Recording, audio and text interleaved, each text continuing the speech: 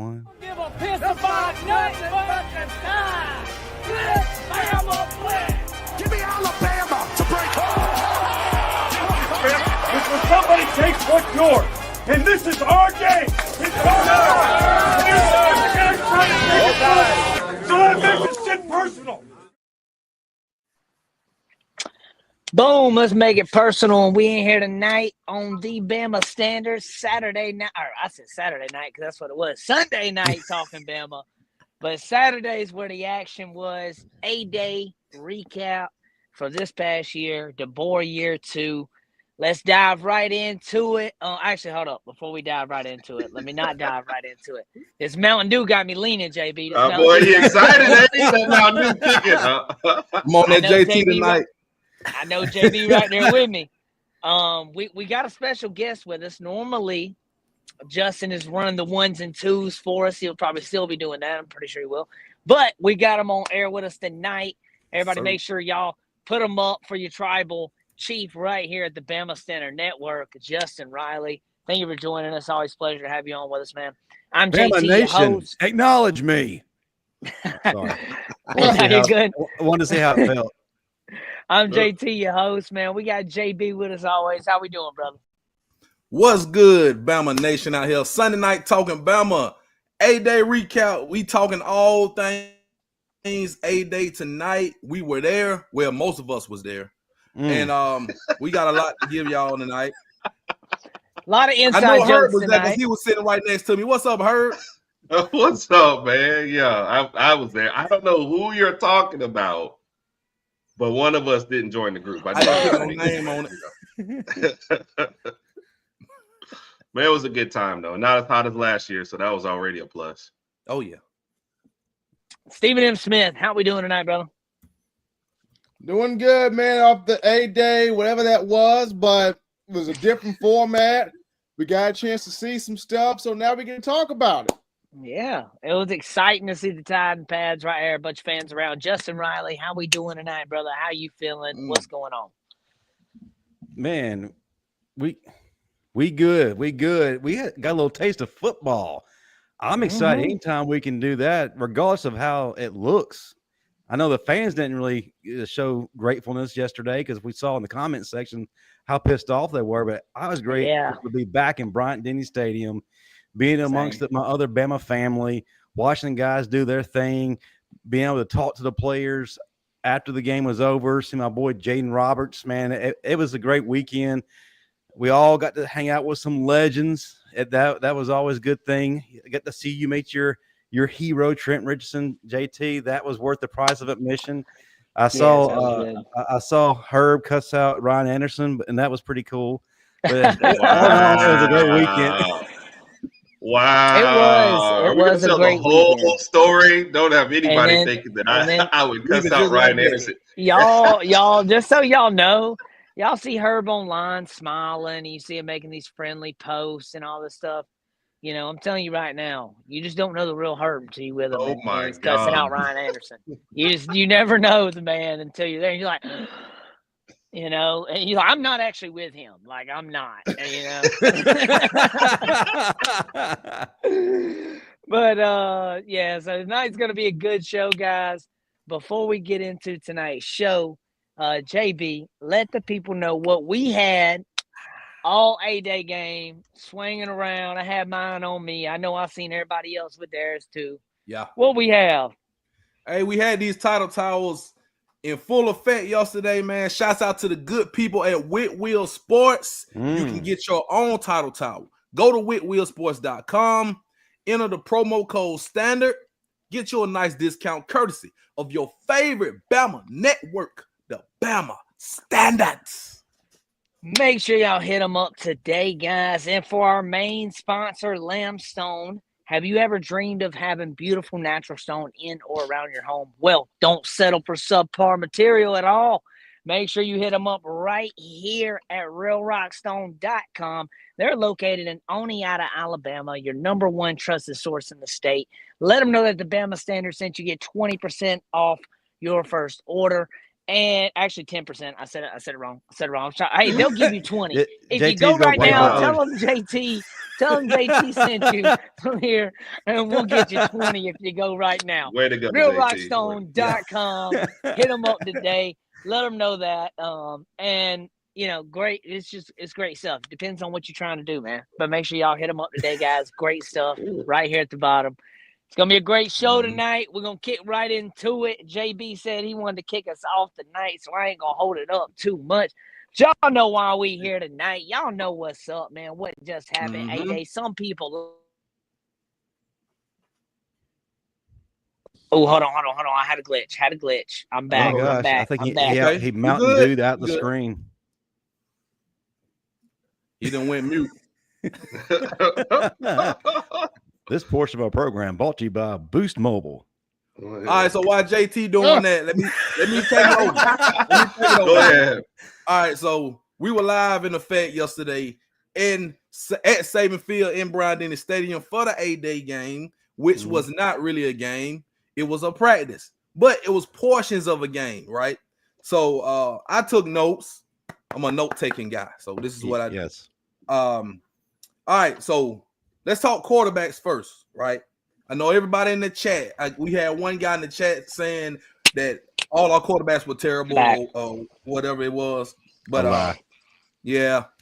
Okay, so I think everybody on the panel will agree with me that Ty Simpson right now is quarterback 1 and will most likely be the starting quarterback when the season begins.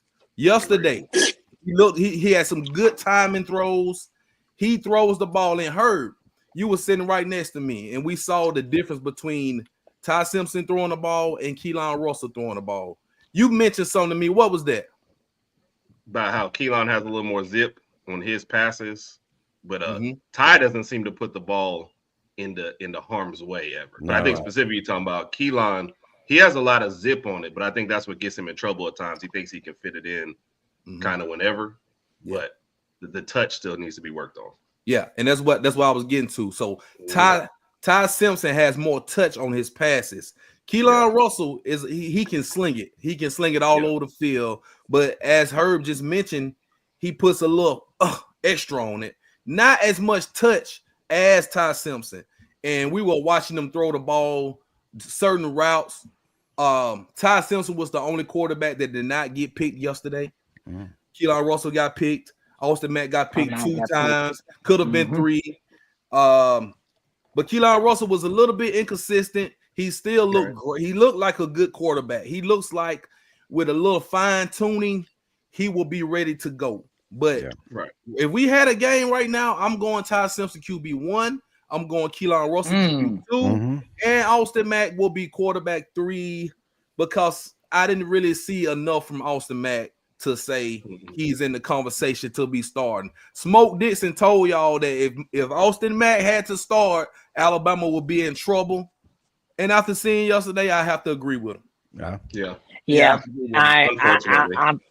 I follow right there with you, bro. Anybody else want to add on to the quarterback situation? Yeah. So go ahead. The Keelon was also weird in one specific area. When they were doing the first drills, everything going to his right was just off. And everything going left was like on the money. And you could just tell that's just, maybe little mechanics usually sweet getting side used to stuff or whatever. Yep, sweet side. So that was an interesting thing from the first drill with the quarterbacks. And then, like you said, the zip. That first interception was clearly him thinking, I can get this in here, because that guy was not open. So coming across. So that was an interesting one. And I didn't want to pile on the Mack thing, but it's like 1, 2, and there's a gulf before you get to 3. I can almost remember every good Mack throw before I could remember, you know what I mean? Everything did, because it was just, there were moments, but yeah, you're right. He's just not ready.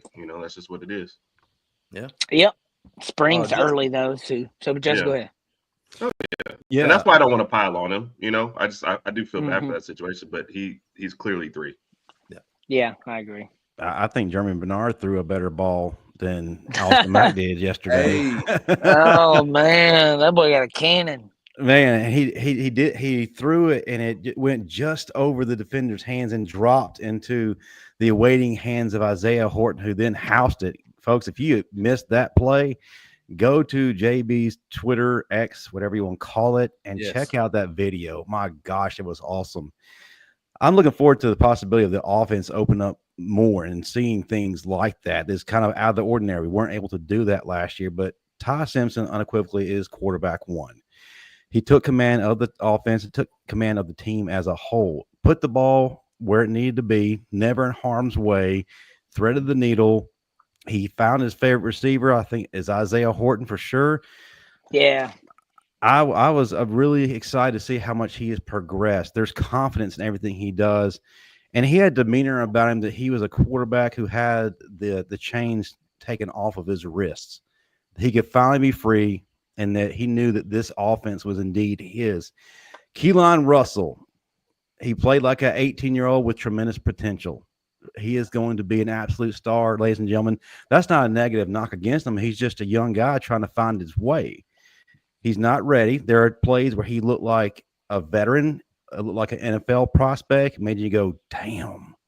And then there are other plays that looked like he was 18-year-old and just learning the offense and trying to find his way to the big boys league. And he's going to get there. He will definitely get there. And I'm excited.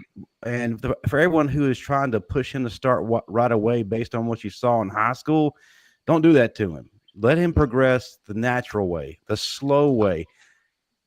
He doesn't know the whole playbook just yet. Let him get that under his belt. Let him get comfortable with that. Let him get his throws to where he needs them to be. And when it's time, trust me, we're in for a great show. But Austin Mack, I don't want to pile on either. I don't want to sound negative. There is a great drop-off. You're absolutely right. He didn't look comfortable. His footwork has not improved. And he seemed nervous and seemed hurried when he was trying to set up the offense, which is kind of crazy because he had a black jersey on, so there was no contact. There's really no imminent threat of being sacked, so that bought him more opportunity to really find his receivers. He just didn't look good. There's a couple of times where he connected on some plays, but overall, as Smoke said, he's leading the charge, I'm very nervous.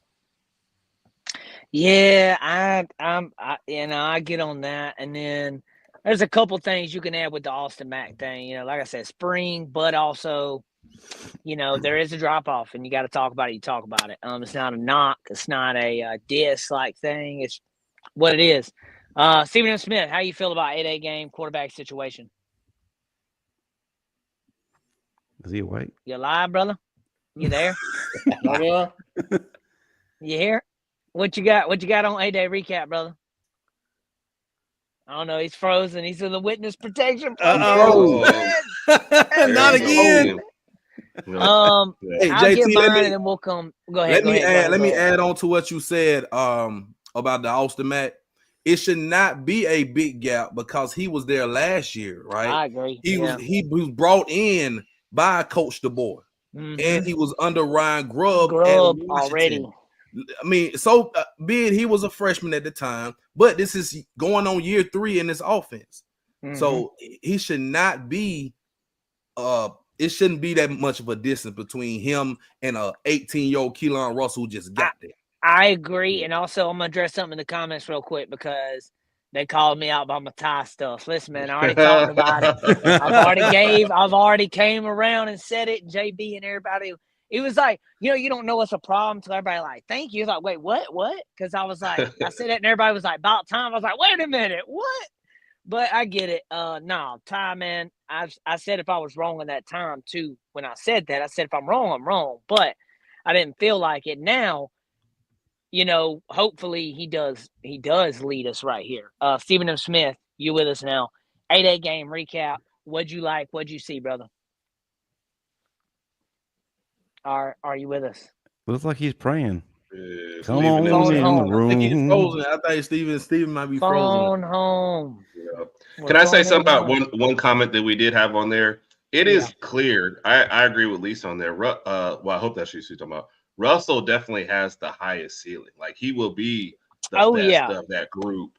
in the future. So everything we're saying is based off of a right now and a getting up to speed. This There's season, still a nice this jump. season stuff too. From high school to college, there's still a nice jump. You got to get used to a lot of stuff in the speed. It wouldn't be a no, bad Russell- situation to put him behind him. But somebody else also put out this too. Now, I'm not too fond of this, but I could see some of this too. They're saying playing both of them. What it meant by that is not saying playing them like reverse drives, but situational moments, certain thirds downs, maybe like a whether to start here or certain play packages to switch things up. They did talk about certain things like that. So I think that would be very interesting to see. He can also keep this in mind with the new rules. Actually, it's like 2 years in, it ain't that new anymore, but they can play 4 games in redshirt still. And then after that's only regular season. Now they can play after that, they can play whatever in postseason. That doesn't count. But they can play 4, so I mean, that's good. I mean, that's good to look at there. I mean, use them. I would use them some and then redshirt them if you got to, and you get that year back, but he's probably going to go pretty quick depending on his success. That's neither here nor there. We don't want to jump the gun too much. Don't put too much on him yet. He hadn't even took his first snap yet, so don't put too much on him yet. But my thoughts on it is, Ty is the guy, but also I sat there and watched the D-line up close when they were doing position groups. And I'll tell you right now, LT Overton, man, is looking like a hoss, which is what we're going to need. We're going to be able to get pressure with those 3 and 4 guys on those stunts on the front, which is going to be huge, which is going to be something that we need and have lacked since the, Will Anderson and Dallas Turner type situation we had right there. Those were really good guys. We haven't really had, too much like that pressure. So that's what I liked. Stephen M. Smith, you with us now? What's your recap on my day? So going back to what y'all said about the quarterbacks, just to get my point in there about that, Ty Simpson looks the most comfortable. He looks the most comfortable. And I said this before, and just you remember this, naturally, it's going to take a guy a minute to pop, right? Ty Simpson, it took a minute for him to pop. He's popping now. He's comfortable in the offense now. Keelon Russell is going to be a star, but give him some time. Give him some time. Austin Mack, I love the guy, but there were several passes where he just looks nervous. He threw the ball behind receivers. Balls were being thrown in the dirt. He just looks a bit nervous, and I don't quite understand that, especially with him having the most knowledge of Ryan Grubb's offense. So I don't understand why Austin Mack appears to be a bit still nervous, but that's the case right now. Ty Simpson saying, this is my team. He looks the most comfortable. Keelon Russell, star in the making. Give him some time. He'll go back home to Texas in the summer. He'll work on some things and come back ready to go, fall camp. But Austin Mack, to me, just looks a bit out of sorts. And hate it for him, but he just looks a bit out of sorts. Now, defensively, go ahead, JT. No. Go ahead, brother. You run. I was going to say defensively, the defensive line, I've said this is Freddie Roach's year. Yes. That defensive line, Edric Hill was bullying folks. I saw Edric Hill take one hand and another hand and just threw 2 offensive linemen. Threw them. Like, Edric Hill's a monster. Jeremiah Beeman is a monster. Seeing this kid close, he's a monster. LT Overton's a monster. Seeing him up close. Tim Keenan, you know what you're getting from him. Oh, yeah. But the interchanging we're about to see with Kelby Collins and Keon Keeley, that is going to be there. The interchanging rotation we're going to see with Keeley and Kelby Collins, that is going to be fun to see. And then last but not least, I'm going to need folks, stop sleeping on Dre Jr. Oh, my God. If you are, why? Look, Dre Jr. had several breakups. I'm like, young Dre got a mean streak on him. Young Dre had several plays where he got his arm in there and ripping the ball away. Like, Dijon Lee was balling also, but I was watching Dre Jr. say, you think you're going to catch that? And just swat it out there. Dijon was doing the same thing, too. He was daring receivers to come in his area. He was telling them, look, you may think 18, but I'm about to show you 24. He did not look like a kid. The secondary is as advertised. All the things everyone's been hearing over the course of a few weeks is the real deal. Matter of fact, it's more so in person. The Twitter feed and all the talk shows don't do it justice at all. No. Cam Calhoun is that dude. Yeah, this DBs are so deep. There's going to be argues sometime, like when they want to put a guy on the field. It's going to be the bigger argument is who do we cut time from, or plays from, or reps from, because it's going to be hard. It's going to be hard to get back there, barring injuries, which we pray doesn't happen at all. And yeah, so A-Day, that was a lot of excitement. Something else that kind of our second kind of topic right here kind of pars into the A-Day part 2. But before I get to that, I do want to spend just a moment real quick. College football lost a guy. Regardless of barring what happened before, either way, taking your own life, whether you die or not, man, either way, that's something very sad and tragic. And I just want to give our thoughts and prayers out to the Lacey family and friends and LSU as well. Even though we're diehard Bama fans, still human. That's still somebody's son, brother, cousin, uncle, friend, teammate. And don't wish that on nobody, man. And if you're going through something, man, get you guys some help, because mental health is a huge thing. Don't sit back and let it eat you up. I had to talk about that real quick before we jump into this, man. I felt that was on my heart earlier and didn't say it. But Lacey definitely is that's a very sad situation, and tragic, even with the events, before the events of of him and the wreck and stuff, the other life too. It's just a very, very sad situation, guys, and thoughts and prayers out there. As we move on, second topic, we're going to be the excitement for DeBoer in year 2. What I mean by that is why fans should be excited. The atmosphere has changed around this team. The attitude, the positivity, you can just feel it. It's more like a relaxed with no tension on them. I felt like if you look at last year and this year, you see there was some tension last year. It wasn't a lot of smiles. It was all like, oh, well, okay, we're here. Yeah, it's going. Okay, we're going. All right, cool. But didn't really know how it was going, but it was going. I think that's how it was. Now he knows why it's going and how it's going. He's making the guys go. So, JB, I'll let you start us off with us here tonight, and then we'll go Justin, Stephen M., Herb round us off. JB, how do you feel about DeBoer in year 2 and the excitement? Why should fans be excited about this? Well, put it like this. I think fans should realize now that the Saban era is over, because last year it was all about, well, he didn't do it like Saban. He didn't do this. He didn't do that. Or Saban would have done this different. We got to stop it. All right, it's year 2, like you just mentioned, DeBoer year. It's time. Most of these guys are all his players, right? So he has to mold them. He has to bring in his vibes, and you're hearing a lot of good things from the players about him, about how he has his fingerprints, so to speak, all over this. So we have to just let it play out. That's what the fans are going to have to do. Let it play out. And you're not going to see it this spring, this summer. You're going to see it fall in the winter. You're going to see how this season goes from week 1 to whatever week we end off when we play our last game, whatever that may be. So fans just have to be patient this season. We can't try to fire the man if we lose to Georgia or whatever. We have to just be patient. Now, if we lose to Florida State, that might be a different story. So let me come on, but that's what I'm saying. We lose to Florida State, he's on the hot seat. But we're not losing to Florida State. All right, so let me get back on track. So listen, all right, we got a team full of studs. Yes, come on. We saw it all up close yesterday. We just mentioned the DB room is the most talented DB room we've had in a long time. Wide receiver room is. We're going to talk about the running backs in a minute.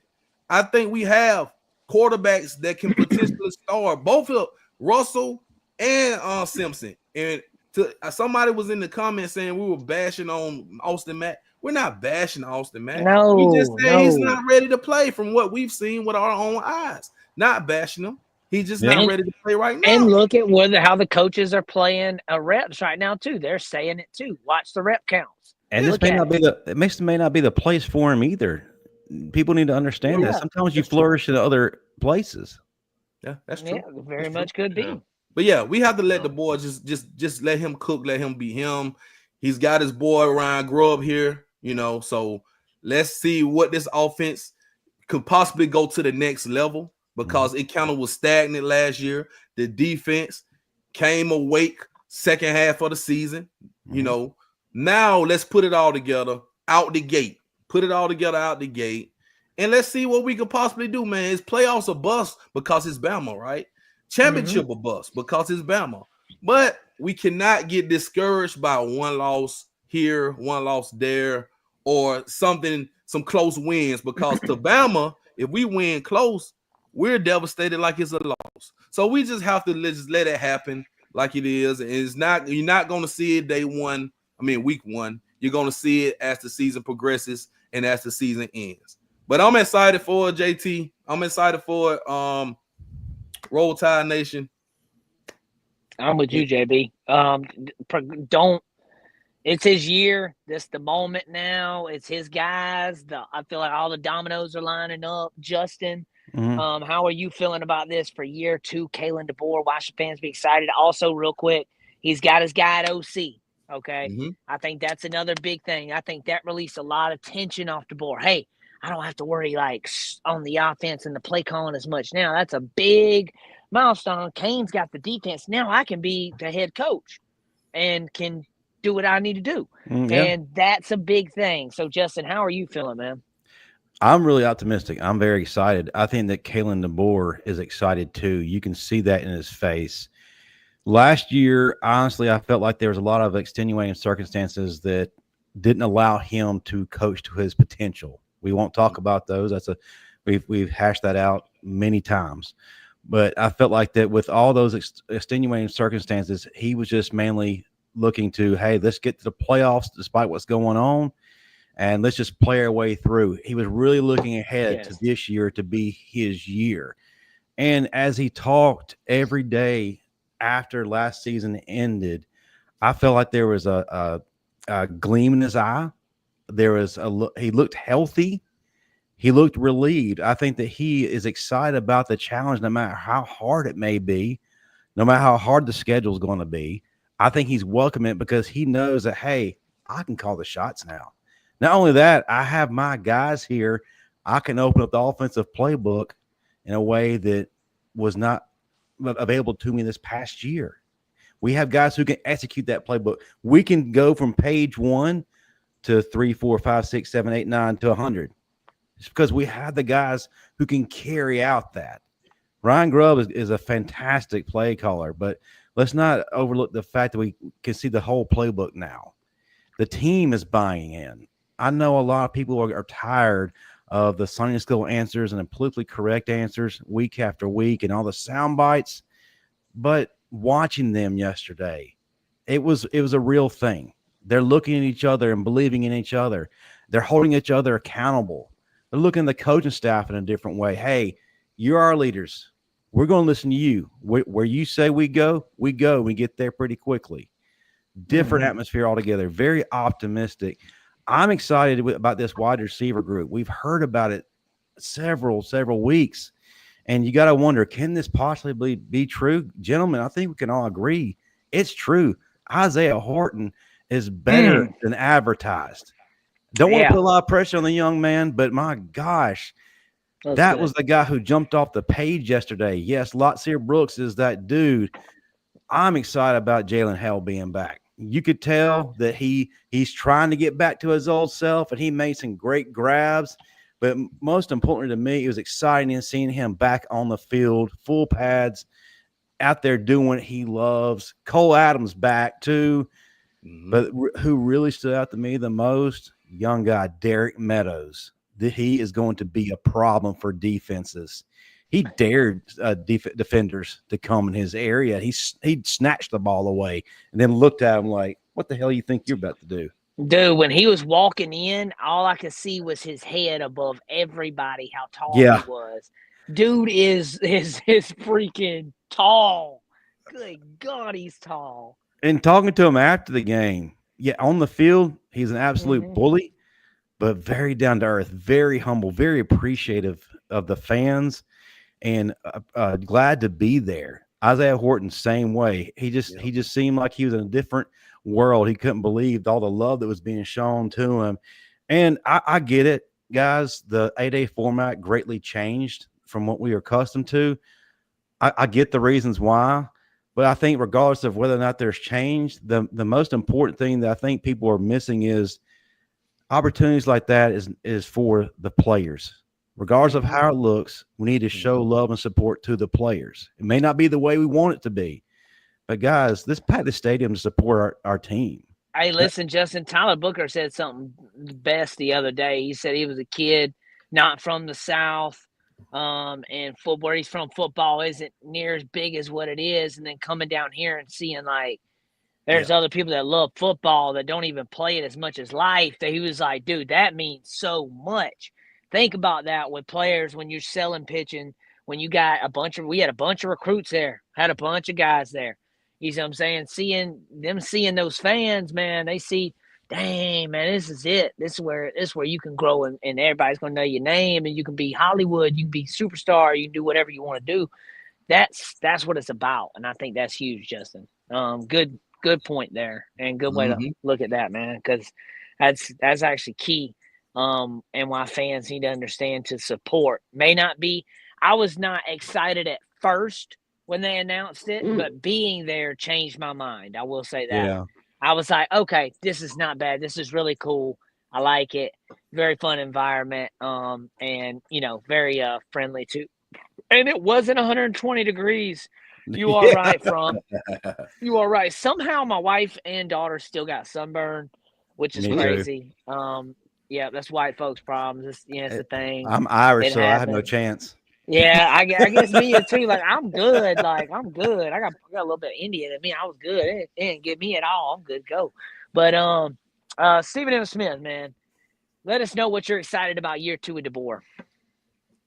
I mean, I'm excited for two reasons. Number one, I'm excited about the strength staff, David Ballou. I am so excited about what he's doing right now. David Ballou has taken Bama back to core strength. I'm just going to out-manpower you. And I remember when we first brought David Ballou and Dr. Matt Ray in from Indiana in 2020. And it was the whole sports science, pinky in the brain. We're going to craft these exercises to each particular body type. We're going to cut down injuries. We're going to make you guys faster than the speed of sound, speed of light. It was all this science stuff. And sports science has its place. And it's good. But Bama fans also want, can we just bully people? Can we just have more strength? Can we just outman you, right? And I feel like the last few years, that was what Alabama was lacking.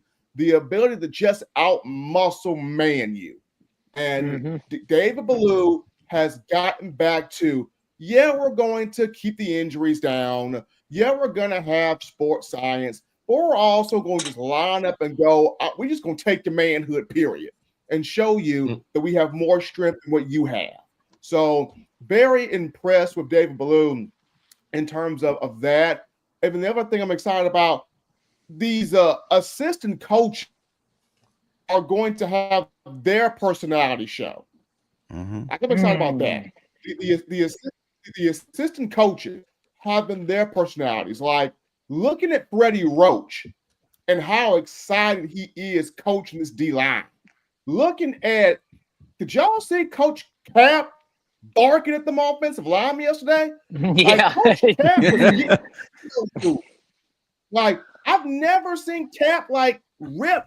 Like Cap was ripping. Like I seen some intensity out of those coaches. You're right, Stephen. Like assistant coaches having their personality. Like, I'm gonna get in your bottom. I'm gonna get at you. Like seeing that out again. Like I enjoyed that. Like Coach Saban was kind of the overarching theme of things. So your assistant coach really didn't get a chance to get his hair out.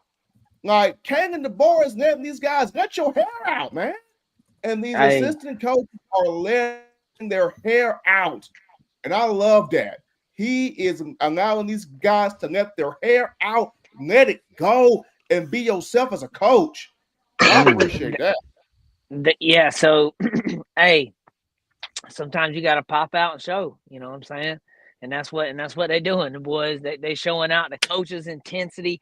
I'll say that when you talk about Freddie Roach. I was down there with D-line, watching them in there. You know, when they were doing drills for position groups, and the intensity right there on that D-line, just as practice, right, was nice. Just seeing there wasn't no joking. Nobody was there laughing, cutting up. It was like, boy, them boys was focused.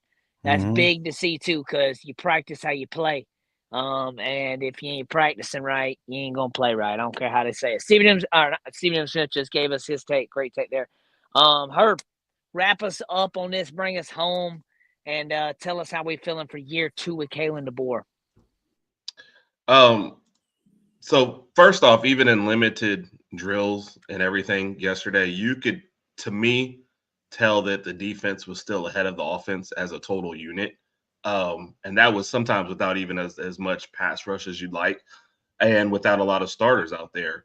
I feel like the communication was good, the coverage was good in a lot of places. And I always forget the linebacker that got that picked off Mack on his second one. That was just a great play coming across the middle too as well. So I like what I see from the defense in small glimpses. And I think with Grubb in there and with DeBoer in there, the offense is going to get better because the skill positions are great. I mean, we're talking about Meadows, and I'm sitting here. For some reason, I had Meadows on my mind as somebody else when he's making all these plays. And I'm like, oh, crap, that's the freshman. Like, that was – we've been talking about the battle, and for him to kind of be jumping in there too as well, like, they're going to have their pick of the litter as far as what comes on offense. So I feel like the offense will catch up. I think we'll be fine. The other thing I like, and this is not something you necessarily see in practice, but you can just kind of tell, it's almost like we made every mistake possible in year 1. As far as what was going on. And I think he already had his welcome to the SEC moment. He already know, okay, look, I got to manage this better. I got to manage the season better. I got to manage the players better, day by day. And I think you can see a little bit more of that at A-Day. And like you said, let the coaches kind of getting on them. There's a little more fire to it. And you hear it from the players, man. So I think everybody's ready to go this year. And I think DeBoer is ready to go. Year 1, being shaky and still getting the 9 wins, I think was really good for him. He saw, okay, this ain't the Pac-12 or what was left of the Pac-12, rest in peace, or Washington. Like, this is Alabama. It's time to go. So I like that, but I like what I saw from A-Day even in glimpses. Yeah. So no, go ahead, Justin. I was gonna say, honestly, I know why JB was taking notes, because he was afraid Jamarcus Shepard was gonna cuss him out for not taking notes like he did the ties that bind. That's exactly it. That's exactly it. He had to have his notes, and he said, what it was. Lo and behold, the 2 guys taking notes are the only 2 guys that's had success here this season. And that's what JB was like. I'm taking my notes. Don't worry, coach. I got it out here. Is it a number 2 pencil or is it one of the picks? It's either way you want it. Hey man, it was so much going on, brother. I had to take notes. So much was going on all at one time. And it was happening a lot at once. That's why I took a page out of Stephen M. I had some things I wanted to look at. I wanted to look a lot at the D-line, and I kind of went right down the fence, sat right there at the end zone, watched them for a good bit. And the intensity is what I liked. The size, too. Can't teach size. They got the size. And the coaching looks like it's there, too. I think our D-line is going to be big this year. But we'll see. We're going to talk about the running back room. Right? Actually, hold up. Before we get to the running back room. JB, what do people need to have this year whenever they go to the Bama games and they in Saban Field at Brian Denning Stadium? What they need to have? Well, you need to get your title towel. Everybody has one on this panel. Everybody on the network has one. We need everybody at Brian Denning that comes to the games this fall to have one. So go to whitwheelsports.com, use the promo code STANDARD, and get you a nice discount courtesy of your favorite Bama network, the Bama Standard. Yes, sir. And we see all the comments. Everybody in the comments. We're going to get the questions. So keep putting the questions in the comments. We're going to get y'all later in the show. Yep. Keep hitting the questions, guys. We're going to star them and put them off to the side, and we will have a segment where we rapid fire questions at the very end. But before we get to that, guys, one of our favorite segments tonight is the running back room for Alabama 2025. A lot of people are talking about the Ryan Williams. They're talking about the Jeremy Bernards. They're talking about the Isaiah Hortons. They're talking about the Josh Cuevases. They're talking about the Ty Simpsons, the Keelan Russells. But let me tell you something. This running back room with Jam Miller, Richard Young, Daniel Hill, A.K. Deere, and Washington. Do not sleep on the man. Also, tell y'all now, depending on who we're playing, I think who you're going to see.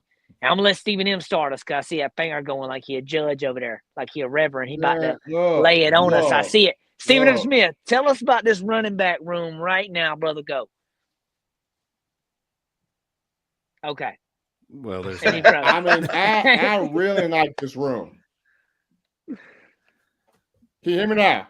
All right. Yeah, I agree. Go ahead. You hear me? Okay. Dramatic Y'all pause. got me out here? We do. Do you Am I got in us? now? You was lagging. Let's go. No, did he? Okay, I got you now. Okay, so about this room here, Jam and Richard Young are your 1-2, but I'm gonna tell you, I saw some runs from Daniel Hill, bro. Daniel Hill had a run where the guy literally saw Daniel hit the hole and wanted no parts of it. The guy literally saw Daniel hit the hole and wanted no parts of it. That boy gonna be a problem. Daniel Hill's gonna be a problem. Mm-hmm. And real quick, before I pass it off to everybody, real quick, I want this to be like a 3-second thing, buy or sell. Actually, we're gonna do 2 of them real quick. I'm gonna do the first one and then we'll do the next. Jam Miller, 1,000-yard rusher. Stephen M. Smith, you buying or selling? I'm buying that one. JB?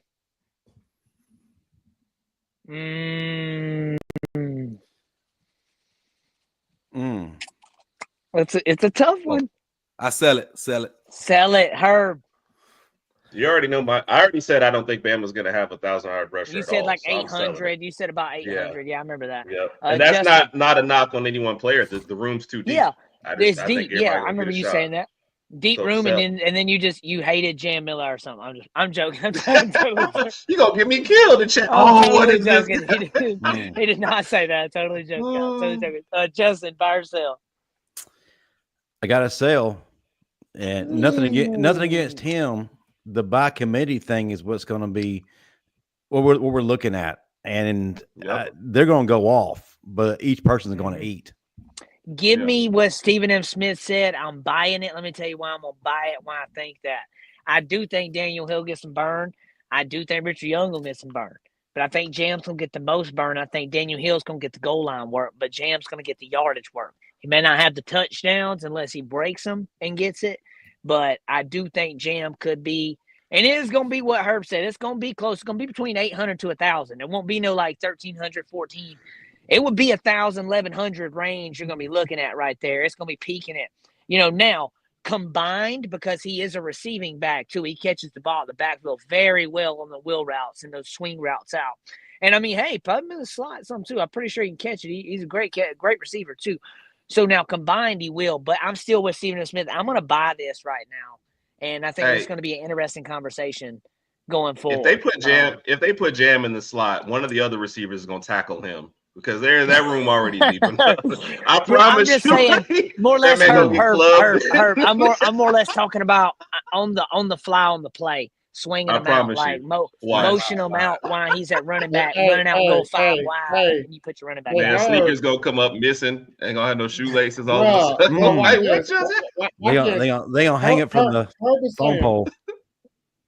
Herb is saying, you put Jam in the slot. Watch Ryan Williams come up and crack back block Jam. He will bounce off of Jam. JB, let us know how you like this running back room, man. And we just talked about the Jam buy or sell. But how are you feeling about this running back room? And give us a breakdown on it, bro. All right, so don't sleep on Dre Washington. Yep. Dre Washington and me and Herb will probably share this same sentiment. He runs great. He has. Yes. I mean, when he hits the hole, he's muscle getting somewhere. Hamster, baby. Yes, muscle hamster. He's getting somewhere, right? So I like what I see from Dre Washington. Also, AK Deer's been getting some good reps too. AK Deer was getting reps. Yeah, he was catching the ball out the backfield, and he runs like a deer. He runs like a deer. He runs up high. I like the way he runs.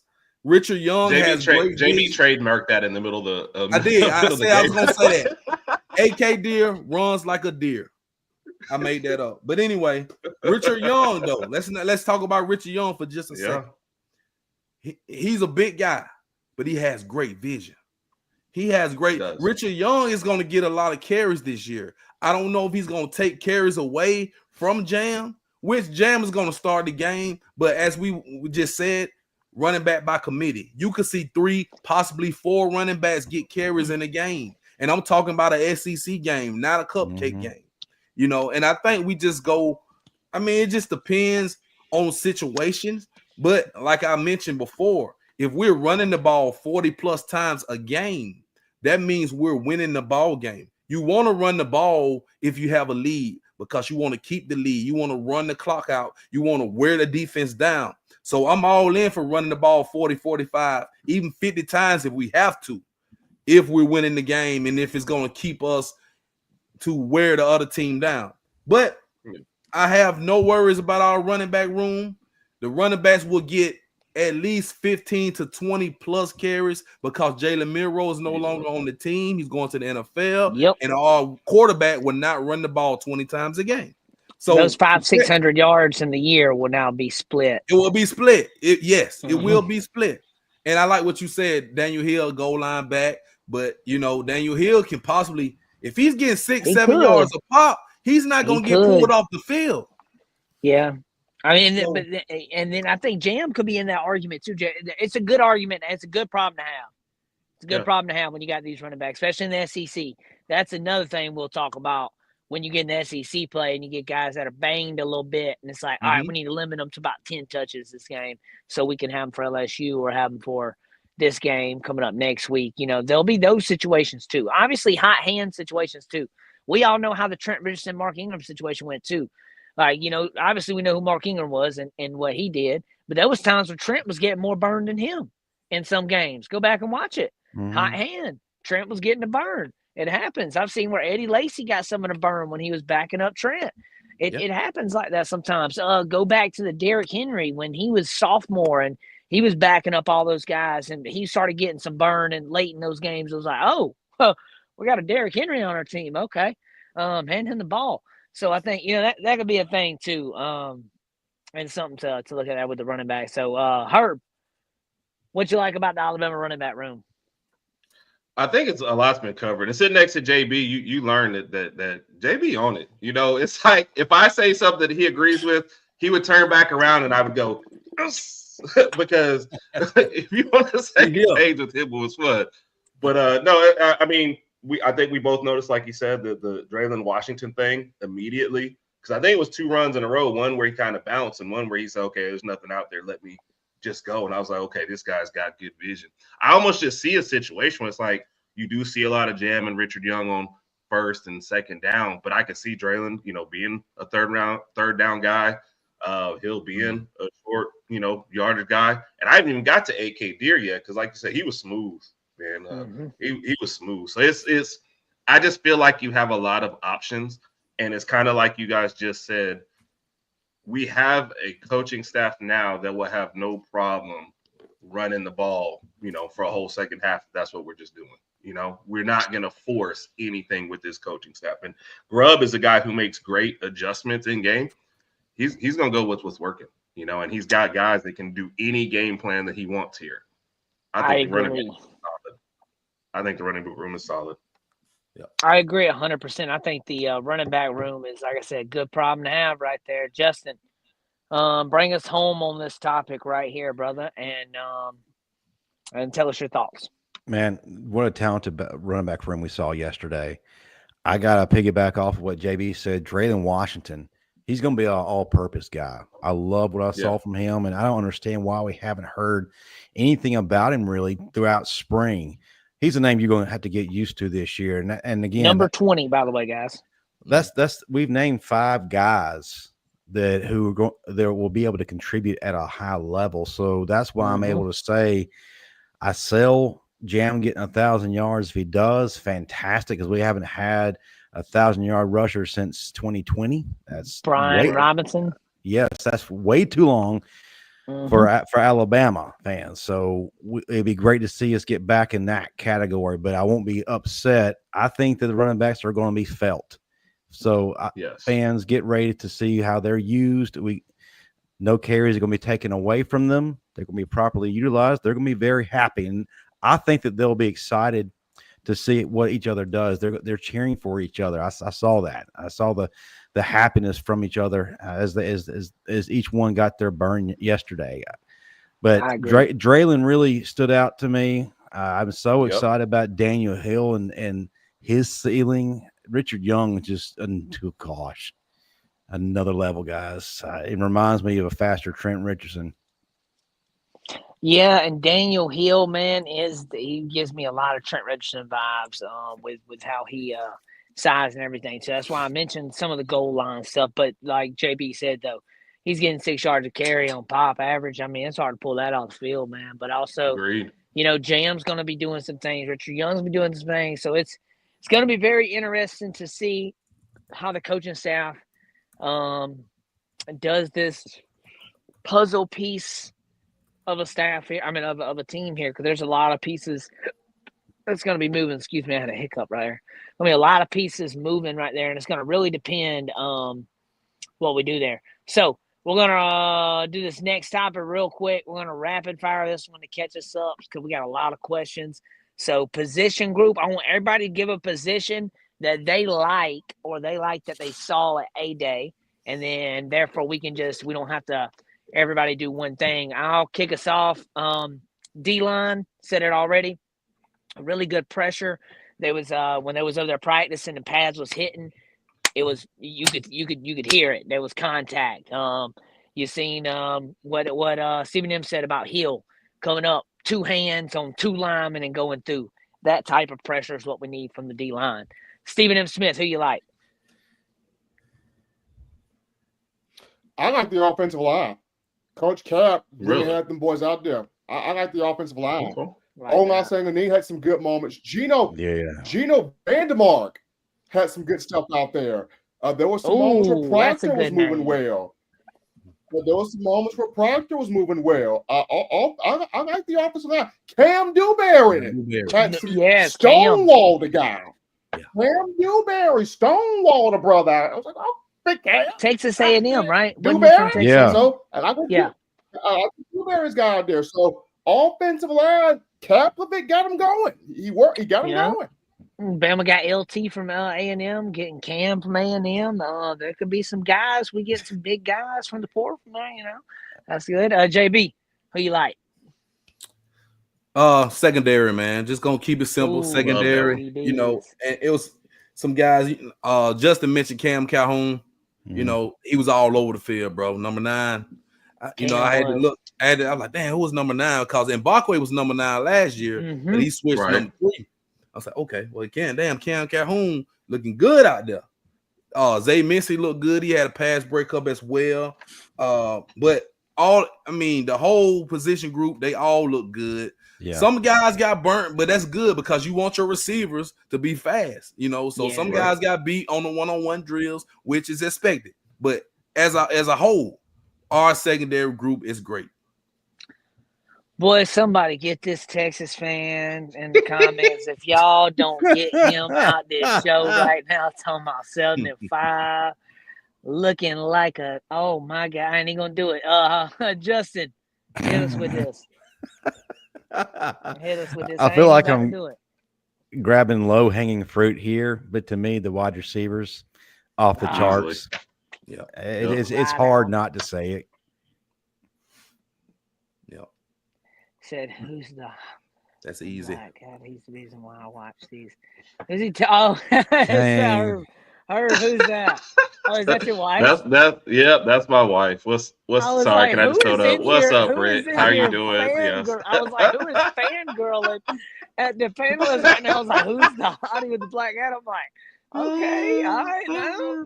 Oh, Sorry, Jess, I that's would have thrown that up. okay. real No, quick. yeah, Sorry. I'm always about groupies here, man. That lets me know that we as a That was network funny. have arrived.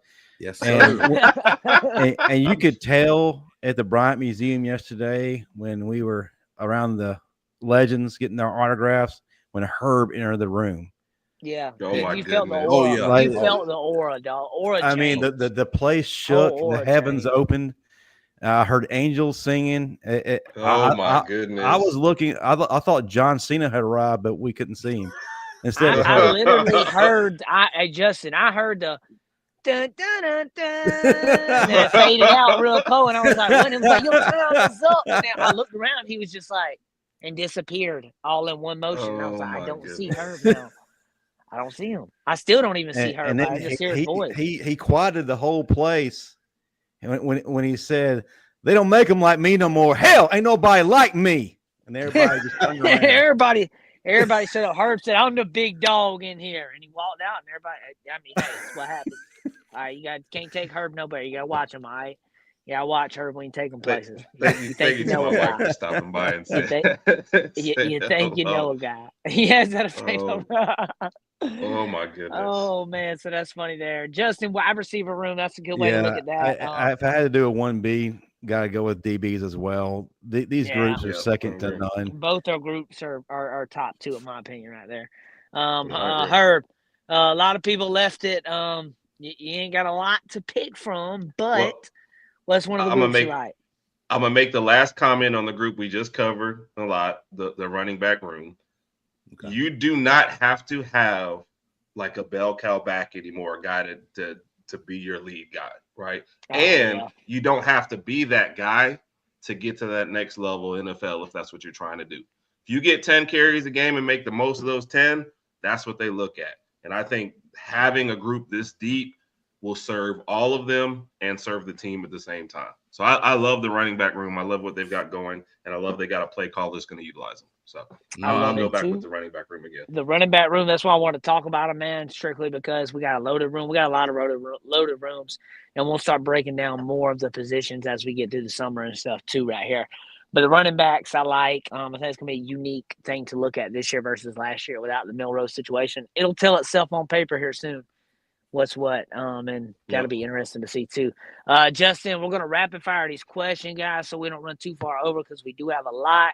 So I'm going to go JB, hey, man, Herb, shout out to Janet. Justin, shout out to Janet in the chat, told Bevo's bodyguard to lay off the lean. Yeah, lay off the lean. Lay off the lean. He said, sorry, damn near beat Saban and his rebuild. Oh, my God, bro. Chill out, bro. You are wild. You're wild, big dog. The thing about Texas sometimes is, bro, y'all say people don't know how to lose. Y'all don't know how to win, bro. Like, y'all like are the most sensitive winning program of all time. All I'm going to say is this. They better hope Arch Manning they save you. They better hope that Arch better hope that Manning playing landed in Knoxville yesterday was just a little hoax for their little spring game. Look. Because if Arch Manning fall on his face, I hope he don't. But if Arch Manning struggle, we're gonna hear back to if Colt McCoy never got hurt. Shut up. Mm-hmm. I just find it funny that Texas is always saying we're back, but they're always looking back. So my thing is, if you're back, when's the last time you won a national championship? 05, Vince Young? All right, cool, chill. 20 years ago, fam. How were you then, Jake? Chill out. I was in fifth grade. I remember. I was in fifth grade. I loved that Rose Bowl game. I was a Texas fan that game. One of the best games ever. I can sit there and do the Keith Jackson impersonation from that game. Yes, that is one of the best games ever. But Justin, run these questions real quick. I don't want to go. All right. We got a lot of them. First of all, I'm going to go. So I'll kick it. JB, Herb, Stephen M, Justin, back to me, and then we'll just trickle in that order until we're done. Sure. Let's run it. All right. Alex, who is the pick of A-Day player that stuck out the most? In my opinion, one of the players that stuck out the most, I'm going to say it went with that play of the day, Isaiah.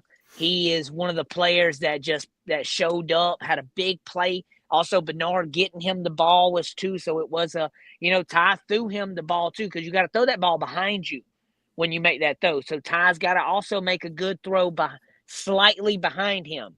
So there's a lot of things to go into that play. I know we're talking about a player, but that play right there I really liked. And seeing Horton doing his thing, I think that's a big thing. And having that, that trio, it could be huge. The rideouts could be back this year. So that's where I'm going to go with that one. JB, and we're going to get to those rideouts here soon in the next couple weeks right here. But JB, hit this next one for us, brother. Yep. Shouts out Byron Walker. Ty Simpson has 2 years eligibility. Keelon is now waiting 2 years. We better play him now or he's gone. Better play him and pay him. I think if Ty Simpson has a great season, he's going pro. Mm-hmm. That's what I think. That's my opinion. We know Keelon's not going to sit and wait for 2 years, but I also think he plays this year as well. And I know we were mentioning about, the 2 quarterback. I don't like the 2 quarterback system. And I just want to get a big enough lead where we can get the other quarterback to come in and clean up. Mm-hmm. I mean, that's what we always done. Why change it? We've always done that. Let's not switch quarterbacks in and out because that never works. So no. Yeah. I feel you on Ty Simpson with 2 years, but I don't think he's gonna start 2 years. Yeah, Kyle had a good one. How many times have Start beaten DeBoer? I forgot. Yeah, because he beat him. That was a good one, actually. Herb, hit this next one for us, brother. Matt needs one more full year under DeBoer and Grubb and even Sheridan and go somewhere else after like Fresno State or San Jose State. Yeah, he's just in an unfortunate position, because there's a guy who's doing better than him ahead, and they've got a talented recruit that they've got to keep in. So he's just in a bad position. Like I said, that's why I don't want to get too much into the Austin Mack stuff. I don't want to pile on the young man. He's just looked shaky at times. That's not an indictment of his future.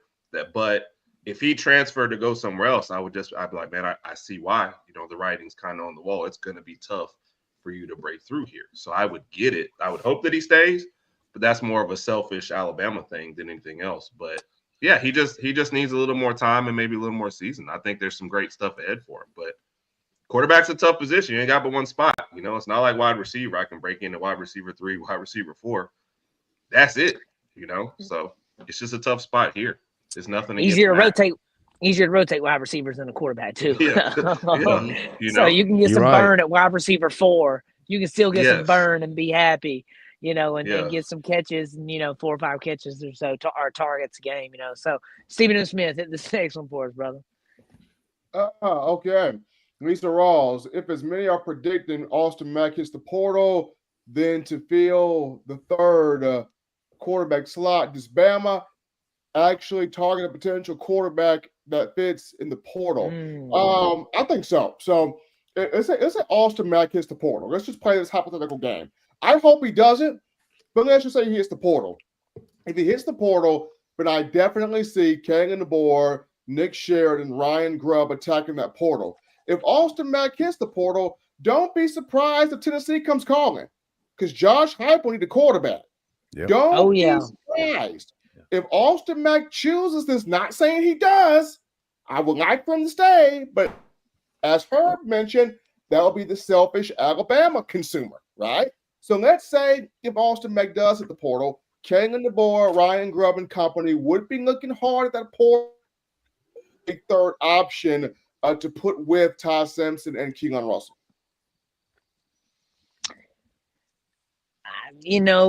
I think that right there itself, what you said with the quarterback situation, that Tennessee. Look, I'm my brain. You had me thinking about it because I didn't think about that. Now Josh is probably going to be poking around a little bit more with Tennessee. I didn't even think about that. Yeah, but if you transfer this late, you can't go to another SEC team without sitting. That is true. That is true. And I was more or less stating not just for us. I'm thinking of just we got to play them. Yeah. I'm thinking more or less of like who they may go get. Yeah. Also, I'm going to talk about that next week. I don't want to talk about it right now, so I can get a little bit more information. But that right there, man, I love what Tennessee did with that. I'm going to be. I love what Tennessee did. They got the jump on it and said, "Hey, guess what? You're not bigger than the program, son. Deuce out." And I think if the rest of these colleges, D1 colleges and coaches look at that and be like, yeah, you know what? We're going to make an example right now. You have the power, coaches. It's back in your hands right now. Don't pick that man up. Don't pick him up. Don't pick him up. Not only that, And if you do that, that right there will show right there across the board. That sends a message. Hey, y'all do somebody dirty and do this dirty, and boom, we ain't having it. Because Josh Heupel got the word from Dan Lanning. Dan Lanning didn't want to speak about it no more. And I think that was a big thing. But that's good though. They're trying to save the sport, and that's good. We want to pay the guys. We want the guys to get money. But when you're getting paid these millions of dollars, there's consequences. Okay, there's things that come with it, man. And you out here trying to backdoor deal somewhere else, that's messed up. When you already getting $2 million to hand the ball off to Simpson and running the ball, so hit the next one for us. Who's up? You, Justin. Okay. Robert Crawford, all I hear from you is that Ty is the quarterback. I believe that all of you are really discouraging the other quarterbacks from giving their all. Not at all. I believe that we're just calling it like it is. Unequivocally, Ty is the leader. He is the QB1. They haven't named it yet. That's just coaches being coaches to try to protect their players from going into the portal. Another thing, Ty Simpson is not winning the job because he's been there the longest. His play on the field has won him the job. And if a quarterback gets their feelings hurt because a bunch of analysts on a Sunday night talk show say that the others aren't in the same position, then I'm sorry, you're not. This isn't your game. You need to take it as a challenge, and you need to get better. Be like the guys before the NIL era, who believed in taking ownership of their position and winning positions. If they faced adversity, they looked at it as a challenge, and they met that challenge. Bo Scarborough came into a running back room that had 8 guys ahead of him. He looked at it as a challenge, and he waited his turn and he worked his way up the roster and became a great running back, barring the injuries he suffered. So if these players are getting their feelings hurt, this ain't the sport for them. Nope. I love it. The quarterback is not the position. That's the most heavily criticized position on the field. Exactly. We're saying any level. We're not even saying anything harsh. Just saying, hey, you didn't look as good as the other guys. Yeah. It's go worse. watch another. Yeah. Go watch another show or go on Twitter. Yeah. You'll think we're saints of Jesus to sense compared to what some of these other guys say. Go look at our comment section. I'm gonna say what Nick Saban said. Nick Saban said one time, if you want people to be nice about you, go be a candy striper, go be a nurse. If you're trying to play football ain't a nice thing. It's a violent game, it's a dirty game, it's football. And if you are that dude, show the world you are that dude, and we will treat you like you that dude. So if you Stephen don't show the world that it's simple. It's real simple. It's simple, and this is from Saban too, right here. If you want to make people happy, go sell ice cream. All right. Yes. That came back and if you want to make people happy, go sell ice cream or something, man. I ain't into making people happy. Just don't show up to our practice with them. Yeah, He also said, force me to play you. Yeah. Make me play you. Make me play you. Mm-hmm. Well, I have no choice but to put you on. Yeah. Hit that next one. We're not rooting. Let's say this. We're not rooting for Ty. We're rooting for whoever's the starting quarterback at Alabama. 100%. We don't have any dog in this fight. So can I say something to add to that, Herb? I'm tired of fans taking sides of every quarterback and trying to pit one against the other. Why can't we just support whoever's there? Right. yeah. Regardless if it's Ty, regardless if I got their back. Yeah. Well, regardless if it's Keelon, regardless if it's Austin, it's like people are really trying to form 3 separate camps and go in on the other ones. Why are we doing that? Bruh, if Invader Zim is the starting quarterback, I'm going up for Invader Zim. I'm supporting him. Whoever's back there. Look, if Austin Mack had a great summer, whatever, fall, whatever, and he was a starting quarterback out there, you're not gonna hear a peep out. Say, okay, if this is the guy they said did it, I got his back. I just like the starting quarterback in Alabama. The stuff that we're saying today, I think people are taking personal. It's nothing personal. This is what we saw. Yeah, it's like in practice. through the whole, I didn't have eyes on anybody, so I'm probably the least informed out of the whole panel. I'm telling you what I saw at one practice yesterday. And everybody that's all we came to do. We just want to tell y'all because it wasn't on TV. And a lot of you guys probably wasn't there. So we just came to tell you what we saw from our own eyes. And what we're saying is on par with what the coaching staff has been saying already. You got to look for clues on how they talk. No, they're not going to come out and say Ty Simpson's leading the race right now. No, they're not going to come out and say that. They're not going to do it. Look at the word salad. You got to look at the word salad when they talk about it. When they're talking about a guy doing good, listen to how they say it, how much time they spend talking about him. Look at the facial expressions. You got to watch these things. There's different things about that. But Herb, hit this next question for us real quick, brother. I mean, based on what we said there, Kevin Riley, I guess, would be kind of your odd man out. One I don't remember seeing that much from. And, if I'm sixth on the chart, what do I think there? Because I even remember what was a Loreno having a little play. Unless they redshirt him and he's cool with it. Unless they redshirt him and he's cool with it. Hey, that Loreno did pretty good yesterday. Yeah. So other than that, I feel like there's a spot for the five guys that we mentioned. So I agree.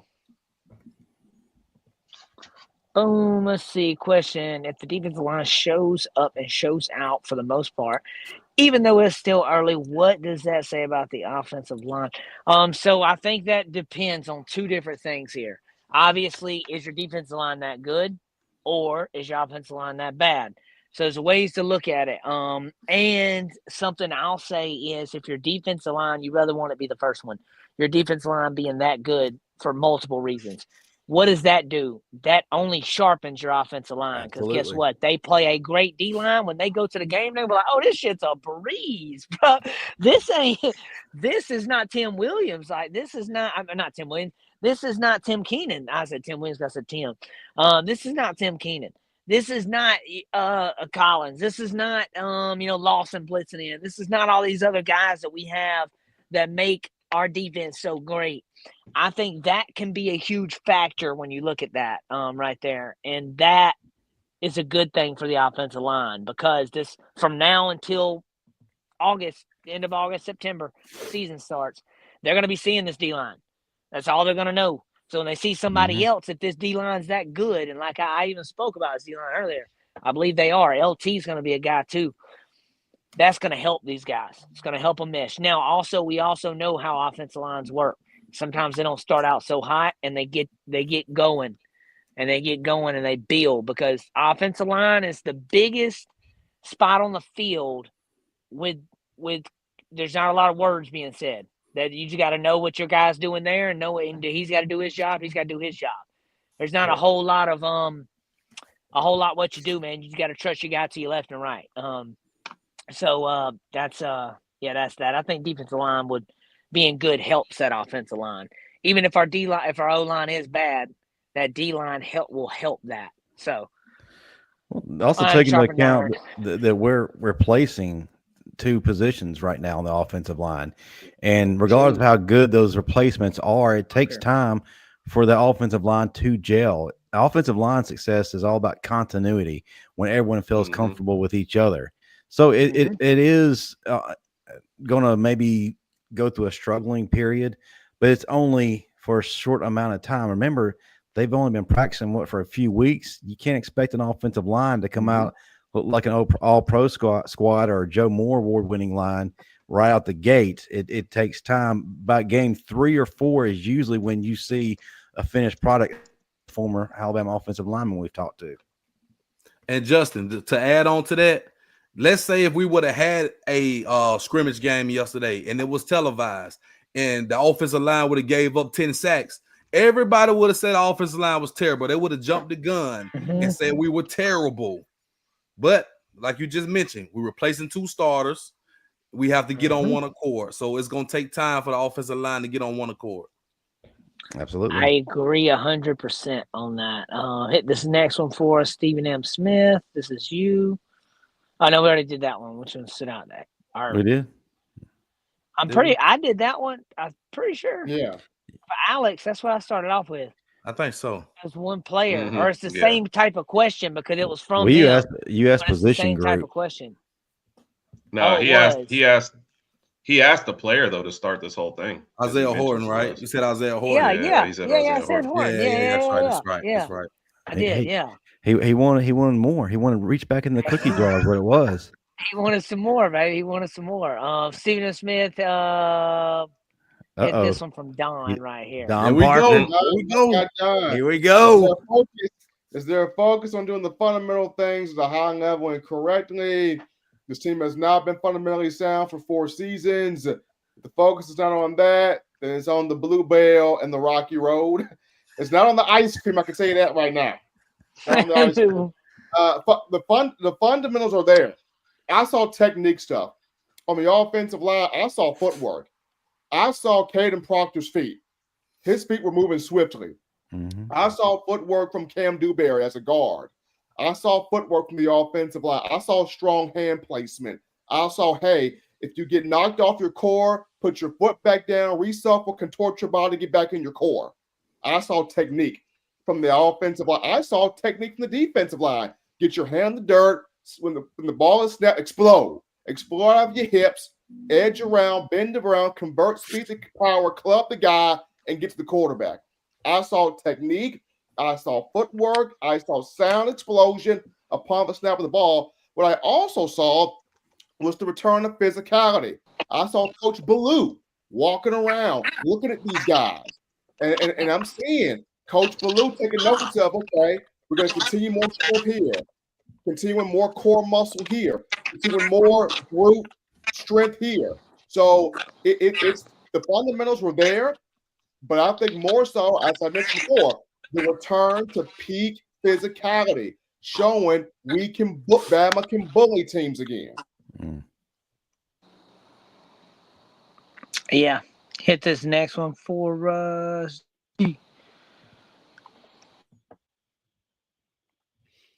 Were there any injuries? No, there was nothing that I saw from injury wise. Wait a minute. We did see a person limp off. Yeah. We saw Red Morgan limp off. Me and her spotted it out. We saw Red Morgan limp off.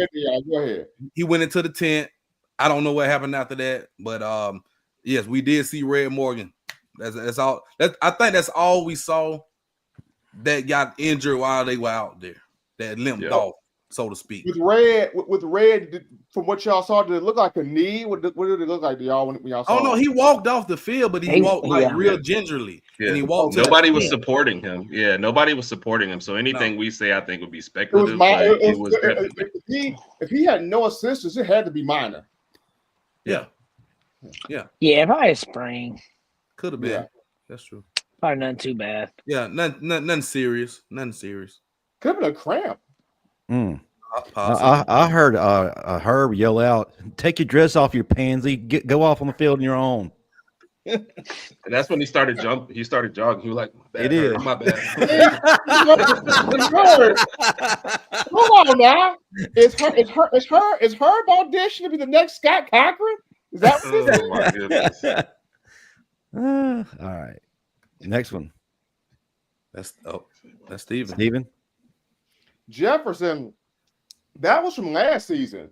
Yeah. He had a little bump and bruise from last season. That's why he was limited throughout spring ball this year. Jefferson did some things in spring ball, just not a lot because he's recovering from a little injury he had in the prior season. He's okay. What is the injury though? Do you know exactly what it is? It never came out exactly what it was. I mean, Lawson, it came out was a leg, but it never was brought to the light what Jefferson was dealing with. I mean, all DeBoer said he's got a little bump, little bruise here.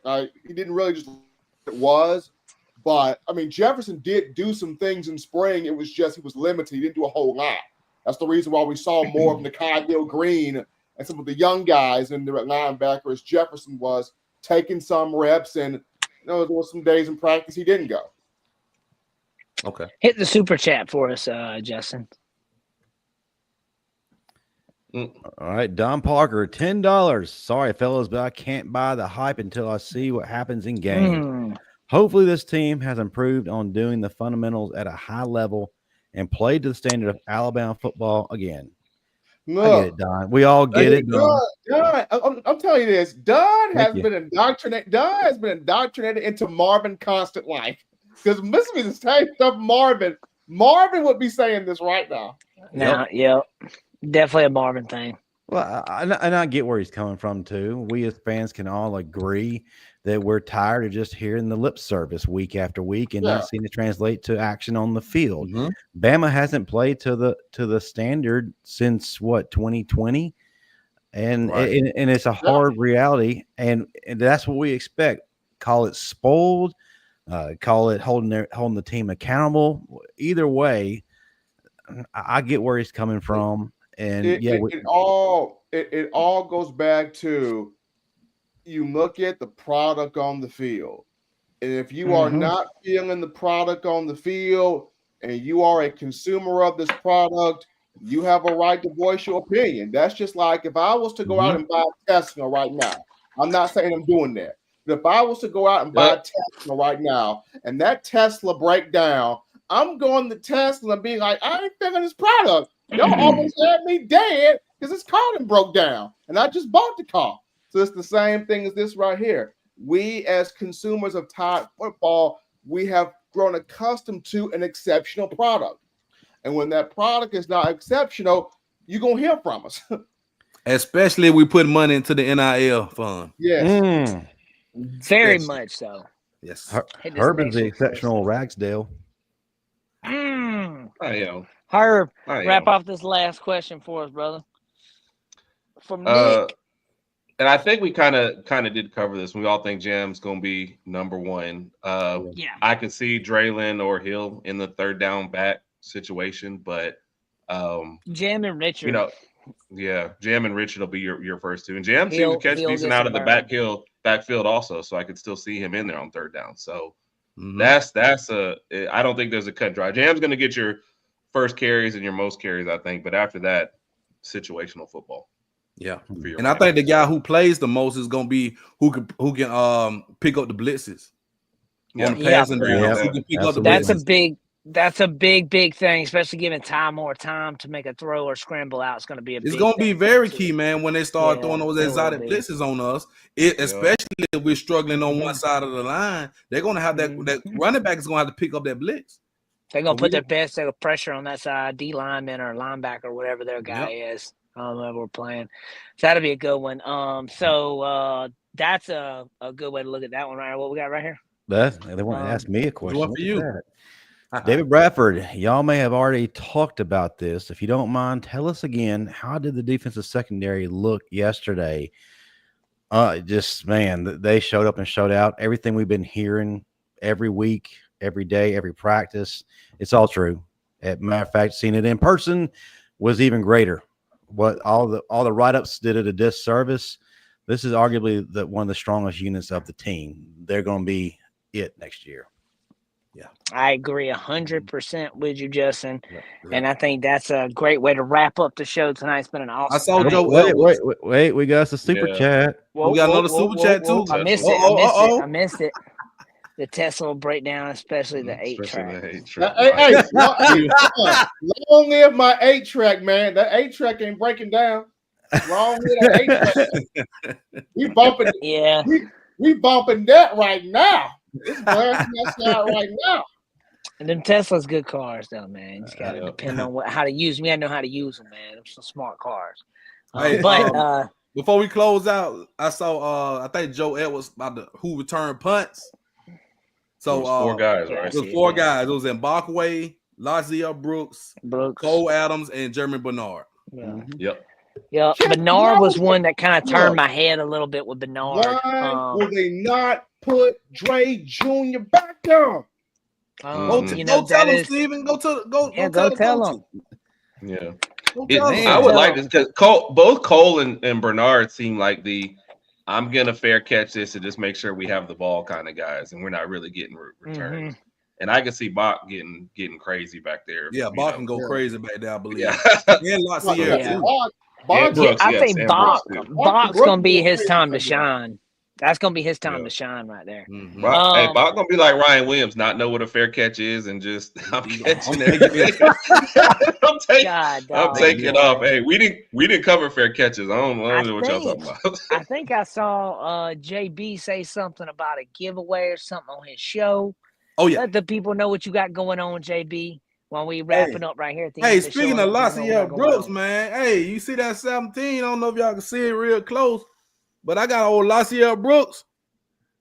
I'm buying early on Laciel Brooks, man. He signed the 17 with no name on the back, so you know he's going to be special. Yep, he's going to be special. Like Waddle didn't even sign this, so I'm buying in on that.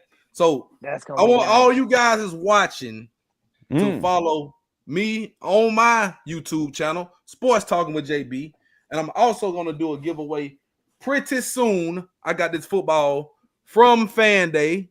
I got it signed by like 17 people, and I'm going to give it away to somebody once we get to 1,000 subscribers. Yep, I'm at a little bit about 530 right now, but I need to get to 1,000 before the season starts, and I'm going to give somebody this football along with a couple more goodies. I haven't decided what else I'm giving away, but this football would definitely be somebody's. So just go subscribe to my YouTube channel, Sports Talking with JB, and stay tuned. Stay tuned. That's going to be awesome. JB's always cooking up something over on Sports Talking with JB. As you see me supporting, I pointed the wrong way. Boom, I got the Sports Talking on too. Sporting out my boy right there. Make sure y'all hit up Sports Talking with JB. Herb, what you got going on? Oh, hold on. Do y'all think players will transfer since the got another one? Shout out for that, and thank you, Davis. I think there might be a couple. Do I think it's significant people? No.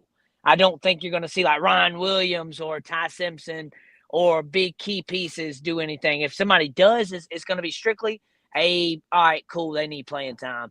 If we've seen a DB leave, it'd probably be like, I kind of get it. They're really good. They might want to go get some burn somewhere else.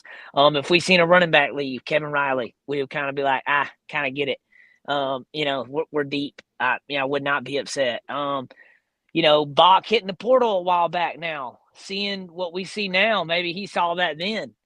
And that could have been a piece of that too. So I don't think we get anybody significant going to the portal, but we'll see. We only got a few more days left. 26 coming up. We'll be good. Was it 26, right? April? It opens on Thursday. It's Wednesday. It opens Wednesday. Oh, Wednesday. But then it ends. But don't it end like on the end of April or something like that? Yeah, it's not. It's not open long. Window. And then with all the rules, like, if you transfer now, you've missed the whole spring with the team. Yep. So you're way behind. And then, like you said, you can't transfer inside the conference. So you're definitely going somewhere, up north or out west. So there's so many rules. It is. If you're looking for something now, it's tough to make an impression on another team unless they've already known you or maybe they recruited you out of high school and they've already kept up with you. True. It's tough to get somewhere new and great in the spring portal. That's why you don't see as much movement. Yeah, it is. Herb, I was saying something to you right here before that. Let the people know what you got going on, man. Where they can find you at, brother. Yeah, we'll be on there Tuesday night. Herb and Raj podcast, 8 p.m. Central Time. And if I can get myself right, we'll be streaming on this channel as well. It's been a slow rollout. Look, man, I'm old, man. Some of this stuff I got to get, all the technical stuff down. But we'll be streaming on here as well, so you won't have to look far to find us there. And then, of course, our Saturday night show, usually around 7:30, just a recap of whatever's happened the weekend. Plus, we show off some good bourbon at the same time and have a good time. So. I got Justin at bourbon. That's the only part he heard. Bourbon? What? Some good little sippy sips. Stephen M. Smith, let the people know what you got going on, where they can find you at, brother. They can find me on X at Coach M. Smith right there. You can find me on this channel right here. On Tuesday nights, Bama Standard with the group led by Acknowledge Him, Tribal Chief Justin, right there, 6 p.m. On Sunday nights, we got Sunday Night Talk'n Bama with the group of gentlemen known as the Skater Boy, JT, the man of the people, JB, and Herb Ragsdale, with myself just floating there. And then on Monday mornings, we got Bama Vision with yours truly and Herb Ragsdale, 9 a.m. tomorrow. We got some good stuff for you. You don't want to miss this. I'm getting my hair down on the second topic of the show. So you don't want to miss this right here. Herb, you might want to get your coffee ready because tomorrow that's going to be a show, 9 a.m. Oh, it's going to be a good one, boy. Steven, just please don't get me another call from the university. Yeah, we got to watch Stephen M., y'all. It's a rebel child below us right here. We're going to have to start muting them while we're talking. We just have to random mutes when you hear Stephen M. muted.